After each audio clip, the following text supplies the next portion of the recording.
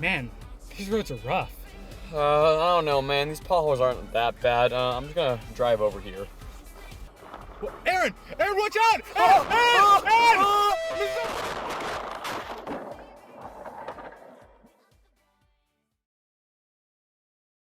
Okay, that may be a little bit exaggerated, but the roads here are definitely bad. If you're just looking around our hometown, Tulsa, Oklahoma, there are so many potholes, and yet these potholes are only a small part of the much grander problem that is our country's infrastructure. Most schools utilize their buildings for more than 40 years. Those chemicals can cause a lot of problems in your cell level. The problem the city of Tulsa faces is adequate funding for all the needs that it has.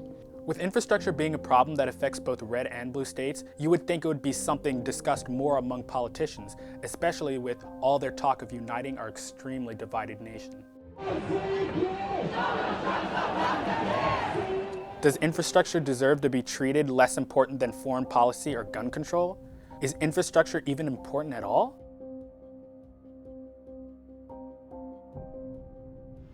Our road conditions have never exactly been a bragging point for America. It is estimated that the amount to just maintain our roads for the next 50 years is $185 billion annually. So obviously, considering how important infrastructure is, the federal government must be adequately funding the issue, right?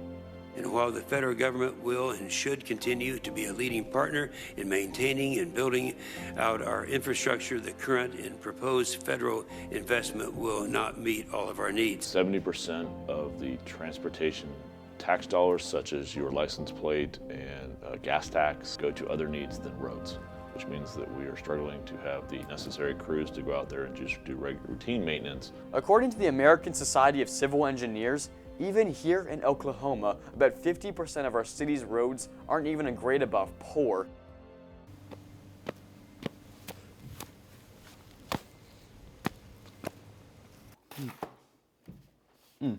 You're probably wondering why we're here eating Domino's right now.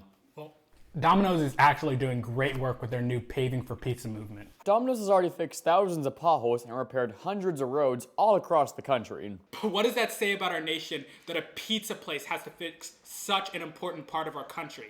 And what about all the other places that Domino's can't fix on their own? Michael! Michael, no, not like this, not because of a car. Michael, no. Michael. But there's actually a lot more to infrastructure than just these roads.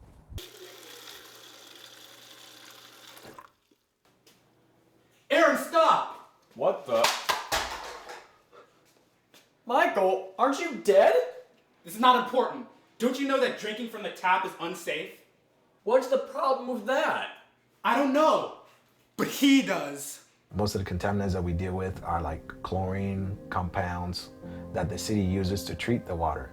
But unfortunately, they cannot, at the same time, take out those chemicals. Imagine if they take out those chloramine or chlorine compounds, while the water is sitting in the line or in the pipelines, guess what's gonna happen? You're gonna have algae and stuff growing back in the water again. So they have to keep the chemicals in it, but the chemicals that are being used to clean up our water are stronger than bleach.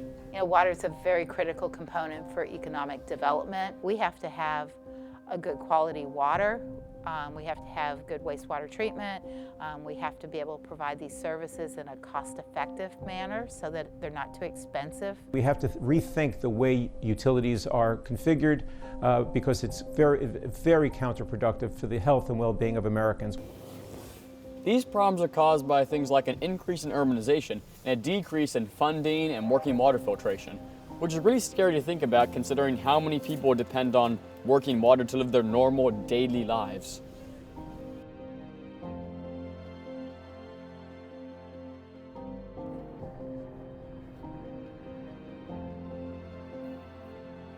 Bridges. Bridges truly are a symbol of America. When you think of our country, you think the Golden Gate Bridge, the Brooklyn Bridge, maybe even this bridge here in Tulsa. But how would you feel knowing that these icons have some serious flaws? Approximately 188 million trips are taken every day across structurally deficient bridges, and bridge collapses happen more frequently than you might expect. Back in 2002, the I-40 bridge outside of Weber Falls, Oklahoma, just 2 hours from Michael and I's home, collapsed due to a barge colliding with one of the bridge's faulty supports, which led to the loss of 14 people's lives.